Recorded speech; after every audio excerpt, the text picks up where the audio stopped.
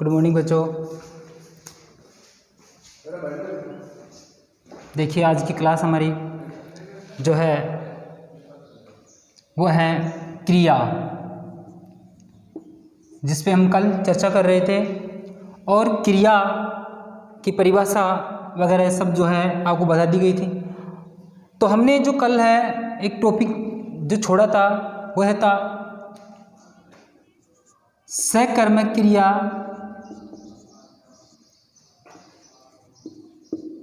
और दूसरा था अकर्मक।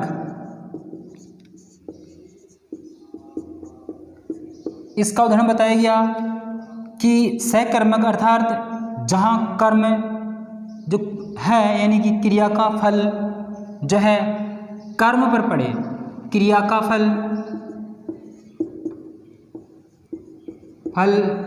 कर्म पर पड़े तो वहाँ जो है सकर्मक क्रिया है।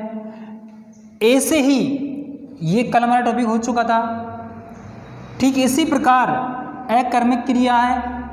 अकर्मक क्रिया से तात्पर्य है कि जो क्रिया का फल है अर्थात क्रिया का जो प्रभाव है फल है वह कर्म पर न पढ़ करके किस पे पड़ेगा, कर्ता पे। क्रिया का जो फल है वो कर्म पर न पढ़ करके किस पे पड़ेगा, कर्ता पे। तो क्रिया का फल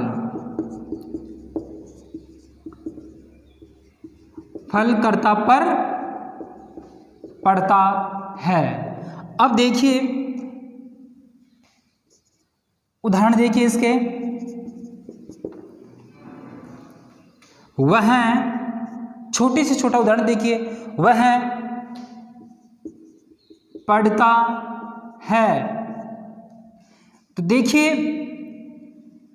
बात चल रही है हमारी अकर्मक क्रिया, वह पढ़ता है। तो इसमें सीधी सी बात है पढ़ना क्या है, क्रिया। पढ़ना क्या है, क्रिया। और क्रिया को संपादित कौन कर रहा है, वह क्या है, कर्ता।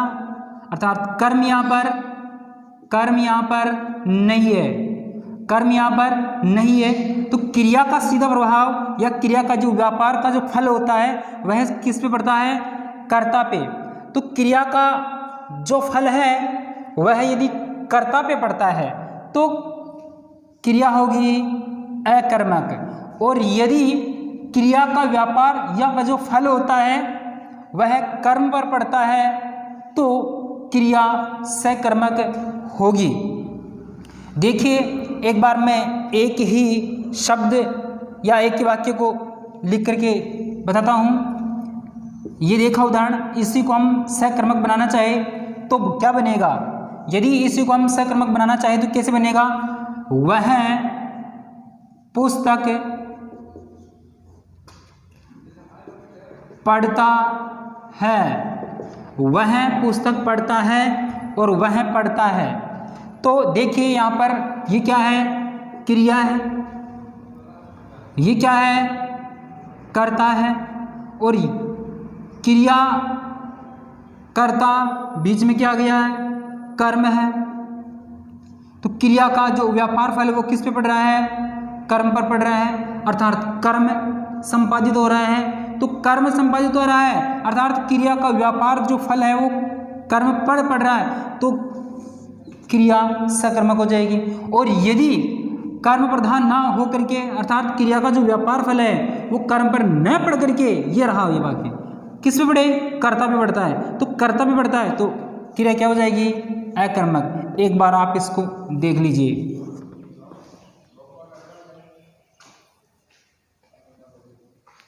एक दो उदाहरण और देख लेते हैं।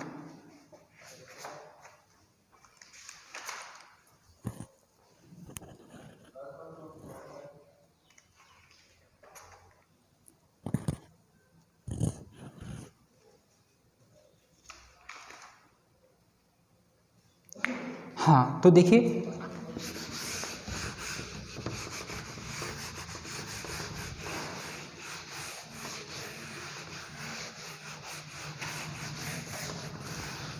इससे पहले हमने पढ़ा जो है पहला पॉइंट था हमारा सकर्मक, सकर्मक क्रिया। देखिए इसके भी दो छोटे उपभेद हम कह सकते हैं, वह है एक कर्मक क्रिया, दूसरा है द्विकर्मक क्रिया। सकर्मक में इसके दो उपभेद हैं, एक कर्मक क्रिया, दूसरा है द्विकर्मक क्रिया। तो एक कर्मक क्रिया से क्या मतलब है? एक कर्मक क्रिया अर्थात जहां पर एक ही क्रिया हो या संपादित हो, एक ही क्रिया, तो वो क्या होगी? एक कर्मक क्रिया होगी, एक कर्मक क्रिया होगी, एक कर्मक क्रिया होगी। ठीक इसी प्रकार देखिए द्विकर्मक क्रिया, अभी इसका उदाहरण भी देखेंगे। द्विकर्मक क्रिया, द्वि यानी दो,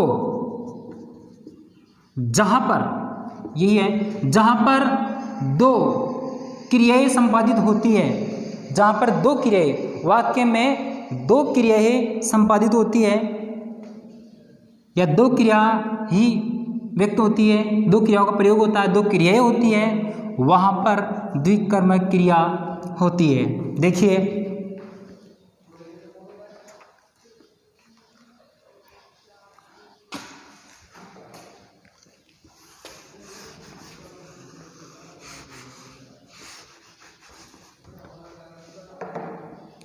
एक कर्मक क्रिया में देखिए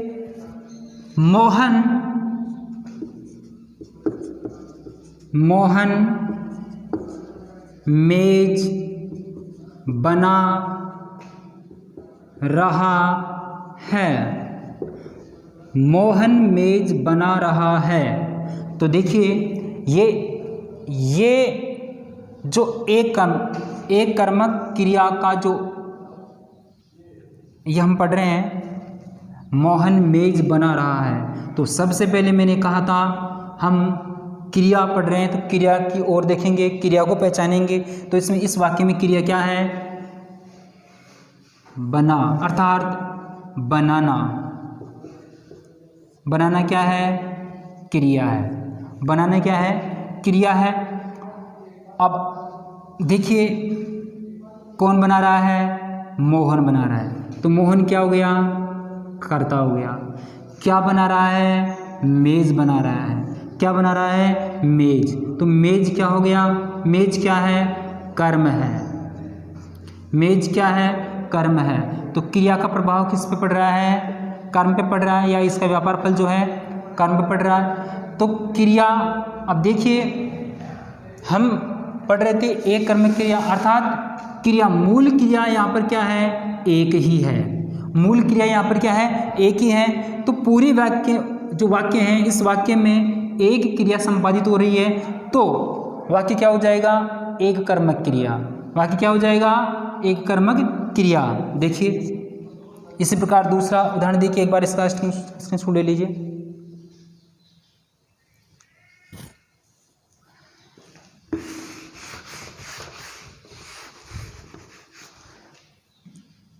अब आता है द्विकर्मक क्रिया।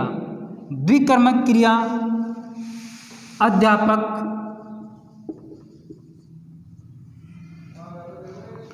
छात्रों को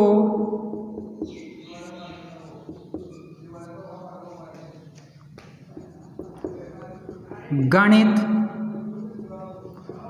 पढ़ा रहा है। अध्यापक छात्रों को गणित पढ़ा रहा है।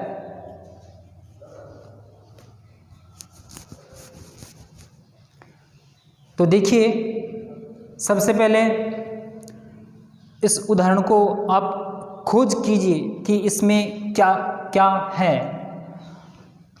क्रिया क्या है? पढ़ना। मूल क्रिया क्या है?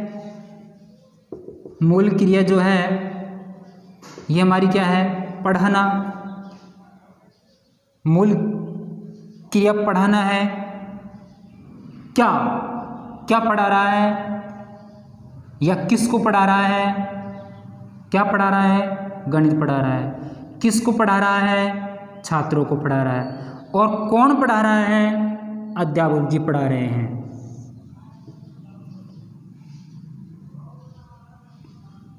अध्यापक जी पढ़ा रहे हैं छात्रों को गणित, छात्रों को गणित पढ़ा रहे हैं। तो पढ़ाना तो क्या है?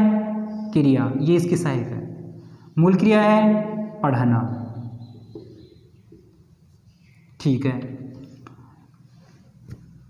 द्विकर्मक पढ़ रहे थे हम, दो कर्म। कर्म करने वाला कौन है? अध्यापक, कर्ता। पहला कर्म क्या है? छात्रों को। दूसरा कर्म क्या हो गया? गणित। ये दो कर्म हो गए। अध्यापक छात्रों को गणित पढ़ा रहे हैं या पढ़ा रहा है। पहला क्रम है छात्रों को, दूसरा क्रम है गणित। ठीक है। इसी प्रकार आगे चलते हैं। एक बार स्क्रीनशॉट लीजिए।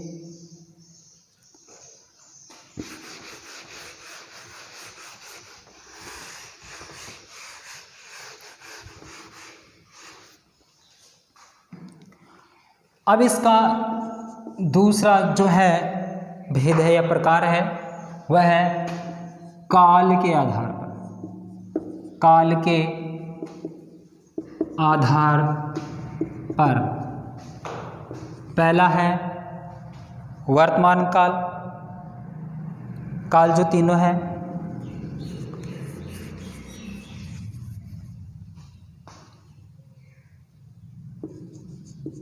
भूतकालिक क्रिया,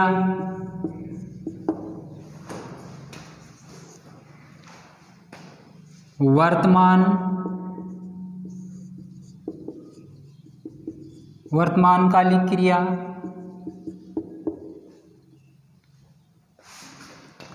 और तीसरा है भविष्यत कालिक क्रिया। अर्थात काल के आधार पर हमने तीन भागों में इसको बांटा है, जो भूतकाल है, वर्तमानकालिक है और भविष्यकालिक है।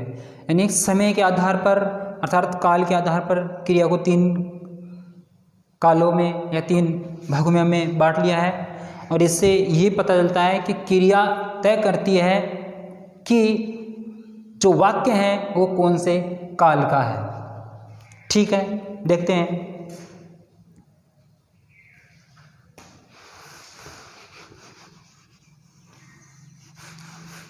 पहला है भूतकालिक क्रिया। देखिए इसमें पहला पॉइंट है भूतकालिक क्रिया।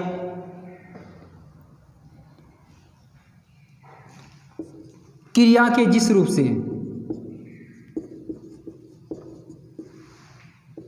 क्रिया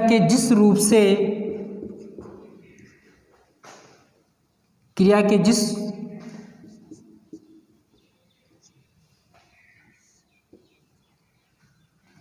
रूप से वाक्य का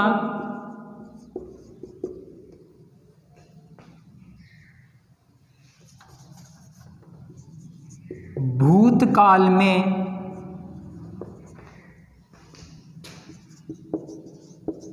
होने का बोध हो, अर्थात क्रिया के जिस रूप से वाक्य के भूतकाल में होने का बोध हो या कार्य हो चुका है तो उसे भूतकालिक क्रिया कहते हैं। जैसे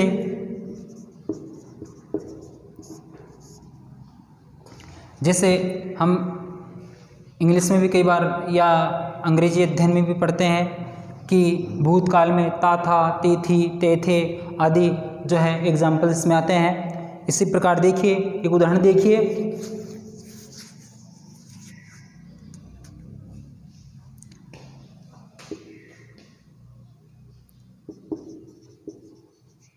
विमला गाना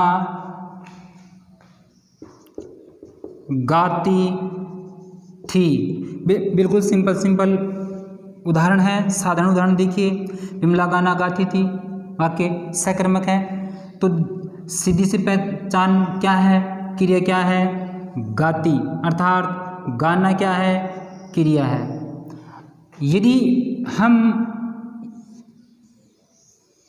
ताता ती थी पहचान बता रहे हैं, तो ये क्रिया बता रही है कि विमला गाना गाती थी। ये बहुत पहले की बात है, तो ये क्रिया तय कर रही है, ये क्रिया तय कर रही है कि विमला गाना गाती थी, गा नहीं रही है, गाती थी। तो ये जो क्रिया है गाना, ये गाती थी, ये जो चीज़ है ये तय कर रही है कि क्रिया किस काल की है, भूतकाल की है। इसी प्रकार दूसरा उदाहरण और देखिए।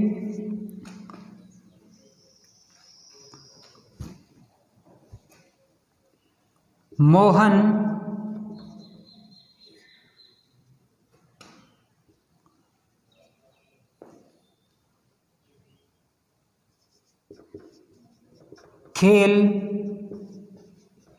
खेलता था। मोहन खेलता था, खेलता, तो इसमें खेलना क्या है, खेल मूल, और खेलना अर्थात मूल क्रिया खेलना है, और ता था वही चीज़ है। तो ता था क्या बता रहा है कि ये कौन से काल में मोहन खेलता था, पहले खेलता था, आज नहीं खेल रहा है, पहले, पास्ट अर्थात भूतकाल में, तो खेलता था, ता था। तो इसी प्रकार जो है क्रिया के जिस रूप से भूतकाल, क्रिया के भूतकाल का होने का बोध होता है, तो वो जो है या वाक्य के भूतकाल होने का बोध होता है। तो देखिए आगे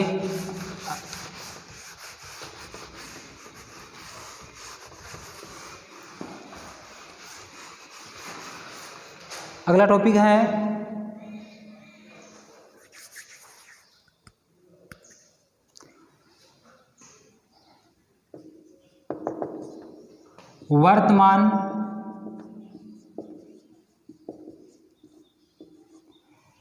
वर्तमानकालिक क्रिया।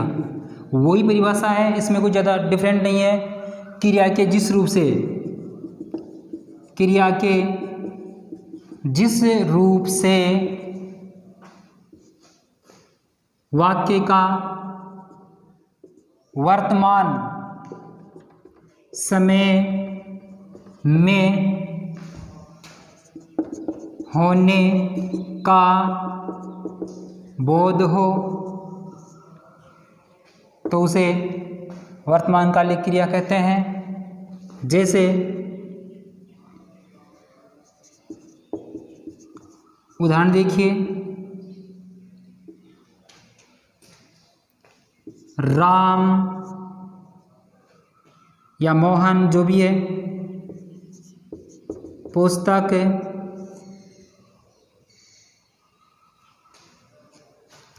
राम पुस्तक पढ़ रहा है,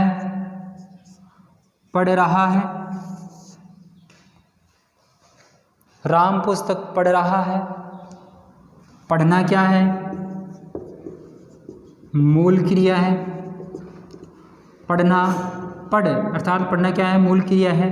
रहा है, रही है, ये कौन से काल की पहचान है, वर्तमान काल की। तो क्रिया का फल जो है पुस्तक पे पढ़ रहा है, पुस्तक यहाँ पे कर्म है, और पढ़ कौन रहा है, राम। तो राम क्या है, करता है। तो ये जो क्रिया है, ये क्रिया पूरे वाक्य को ये निर्धारण कर रही है कि ये जो वाक्य है ये कब हो रहा है, कौन से समय में हो रहा है। तो ये बता रही है कौन, क्रिया, वर्तमान काल। वर्तमान काल जो है, वर्तमान काल में क्रिया संपादित हो रही है बस इसी को वर्तमान कालिक क्रिया कहते हैं। देख लीजिए बार।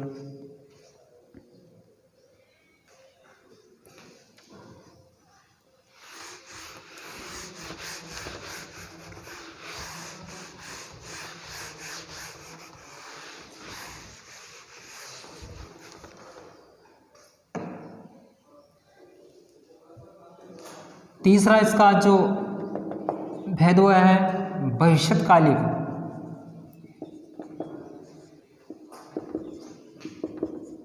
कालिक क्रिया परिभाषा के अंदर वही चीज़ है, क्रिया के जिस रूप से वाक्य का भविष्य में होना बताया जाए या बोध हो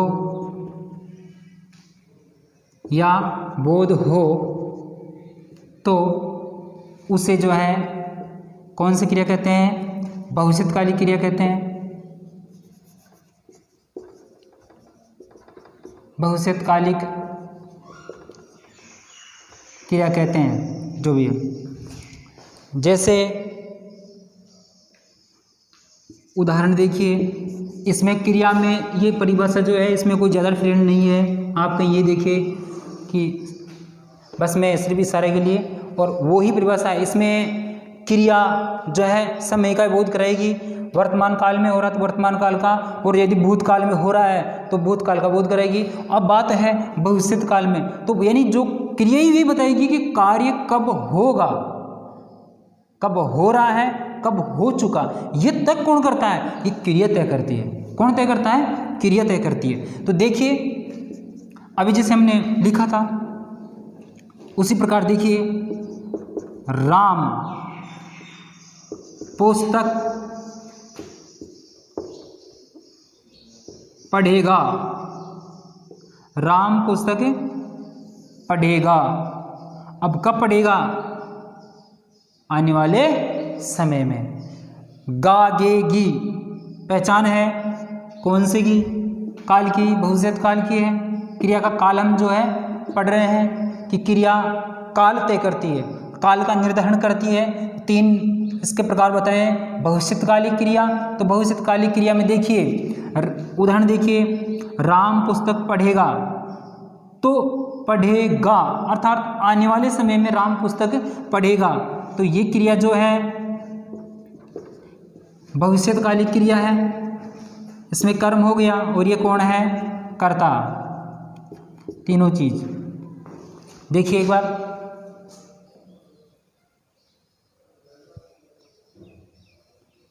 एक उदाहरण और देख लीजिए, राधा विद्यालय में आएगी। आना क्रिया है, कौन आएगी? राधा। तो करता है, कहाँ आएगी? विद्यालय में। तो ये क्या है? कर्म। कब आएगी? राधा विद्यालय में आएगी। कब आएगी ये पता नहीं है, लेकिन आएगी। कब आएगी? भविष्यत काल में। कब आएगी? भविष्यत काल, अर्थात आने वाले समय में राधा विद्यालय में आएगी। तो ठीक है, इसी प्रकार आगे देखिए।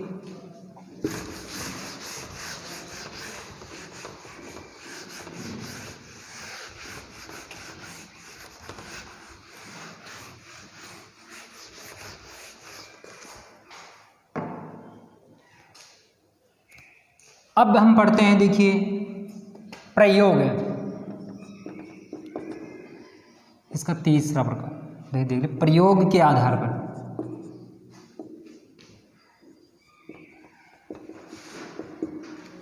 प्रयोग के आधार पर देखिए पहला इसका पहला पॉइंट देखिए, सामान्य क्रिया।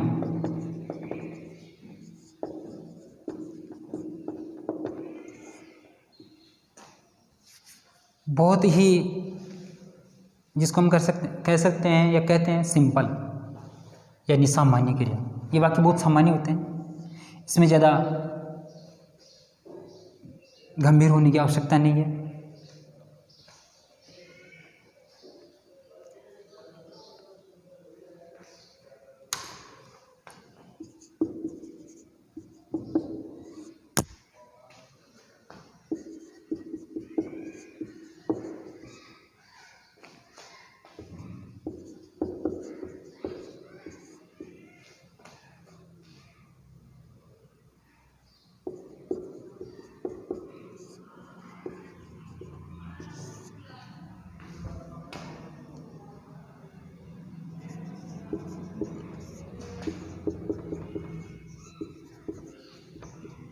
हाँ देखिए ये सिंपल वाक्य का मतलब ये है कि कर्ता एक और क्रिया, ये बिल्कुल सिंपल वाक्य है। देखिए पहला राहुल जाता है, जाना क्या है? क्रिया,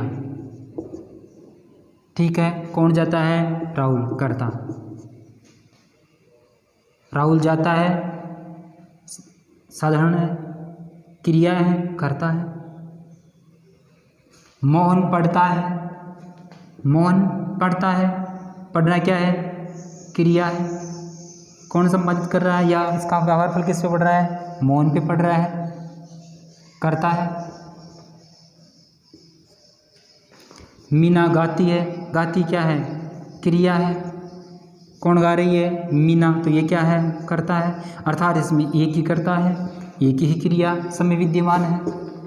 ये सिंपल वाक्य है बिल्कुल, इसमें किसी प्रकार का कोई और जो है नहीं है, एक ही करता है, एक ही क्रिया है, और कर्म भी यदि एक है तो विद्यमान हो सकता है, कोई दिक्कत नहीं है, वो भी साधारण वाक्य ही होगा। तो देखिए साधारण वाक्य में यही है, सामान्य क्रिया जिसमें एक ही कर्ता और एक ही क्रिया सामान्य रूप में संपादित हो रही है, तो ये जो है सामान्य क्रिया कहलाती है। ठीक है, आगे बढ़ते हैं।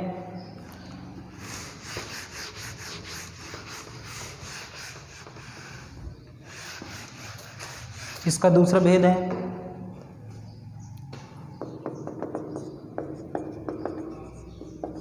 संयुक्त क्रिया। देखिए इसमें थोड़ा समझने की ज़रूरत है। संयुक्त, अब संयुक्त से मतलब ये है कि जहाँ क्रियाएं दो रूप से या दो प्रकार से मिलकर के जो है वाक्य के अर्थ को सार्थक करती है। तो देखिए उदाहरण देखते हैं हम।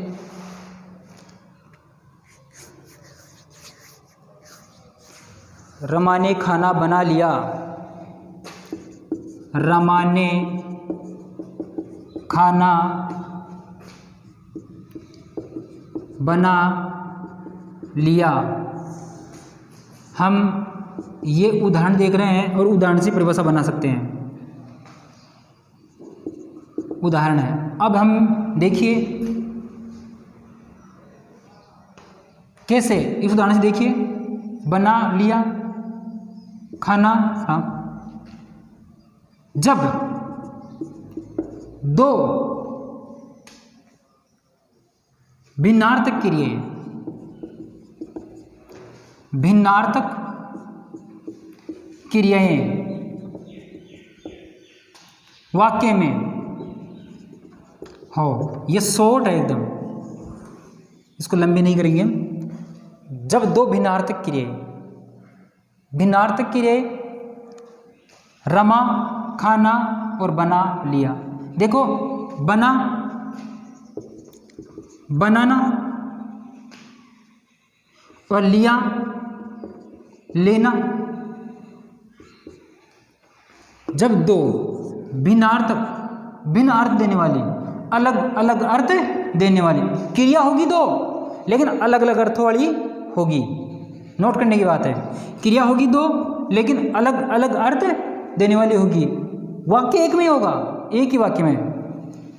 देखो कैसे, बना यानी बनाना और लेना, दोनों चीज अलग अलग है, वाक्य एक ही है। रमा ने खाना बना लिया। ठीक है,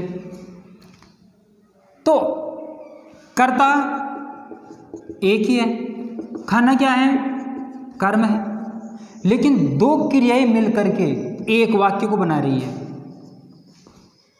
भिन्नार्थ, ये सब लिखा मैंने, भिन्नार्थ देने वाली क्रिया, बनाना और एक है लेना। तो दो भिन्नार्थक क्रियाएं एक ही वाक्य को सिद्ध कर रही है, एक वाक्य निर्माण कर रही है, तो ये भिन्नार्थक क्रियाएं हो गई। इसको संयुक्त क्रिया कहते हैं। अर्थात भिन्न अर्थ देने वाली दोनों क्रियाएं मिलकर के वाक्य में एक क्रिया या एक वाक्य का निर्धारण करती है, तो भिन्नार्थक क्रियाएं कहलाती है। एक उदाहरण और देख लीजिए जो आपके कई बार, देखो दूसरा उदाहरण, हरीश ने खाना खा लिया। सेम ऐसा ही यह है, हरीश ने खाना खा लिया।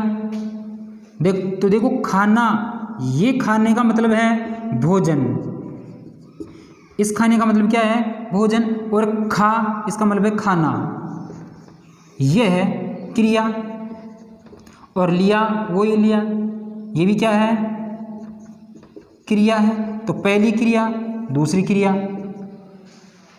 खाना क्या हो गया, ये खाना क्या है, भोजन अर्थात कर्म है, और हरीश क्या है, ये कर्ता है। खाना क्रिया, ये दो क्रिया हो गई, ये दोनों मिलकर के संयुक्त, इस शब्द का अर्थ ये है दो क्रियाएं हैं जो भिन्नार्थक है, मिलकर के एक वाक्य का निर्धारण कर रही है, तो ये भिन्नार्थक क्रियाएं हो गई है जो एक वाक्य निर्धारण कर रही है। इसी प्रकार देखिए जो आपके कई बार बोर्ड में भी पूछा गया है या मोस्टली ये बनता है, वो कौन सा है,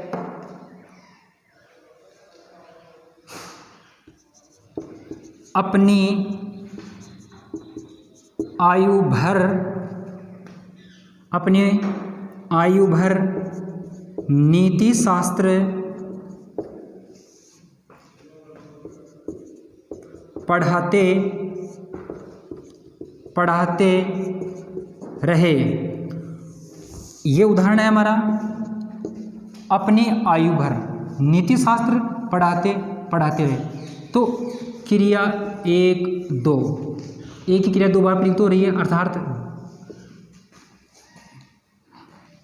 दो पढ़ाते रहे, पहली क्रिया इसके लिए है, दूसरी क्रिया इसके लिए नीति शास्त्र के लिए है। तो ये बोर्ड की दृष्टि से बहुत महत्वपूर्ण उदाहरण है भाई। पहली क्रिया संयुक्त क्रिया है, तो एक क्रिया दो बार प्रयुक्त हो रही है, और पहली है आयु भर के लिए और दूसरी है नीति शास्त्र के लिए, तो दो क्रियाएं संयुक्त रूप से यहाँ संपादित हो रही है। तो आज का टॉपिक हमारा यहीं समाप्त है, कल अगले टॉपिक में चलेंगे। धन्यवाद।